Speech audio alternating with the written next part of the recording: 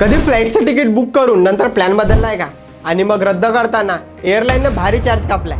तर आता ही चिंता संपली, कारण DGCA घेऊन आले एक नवा नियम, लुक इन ऑप्शन। या नियमामुळे तुम्ही तिकीट बुक केल्यानंतर 48 तासाच्या आत ते रद्द किंवा बदल करू शकता, तेही कोणतेही अतिरिक्त शुल्क न देता। पण हा लाभ फक्त तेव्हाच लागू होईल जर तुमची डोमेस्टिक फ्लाईट पुढील 5 दिवसात नसेल किंवा इंटरनॅशनल फ्लाईट 15 दिवसाच्या आत नसेल, म्हणजे शॉर्ट नोटीस फ्लाईट्स ना हा फायदा नाही।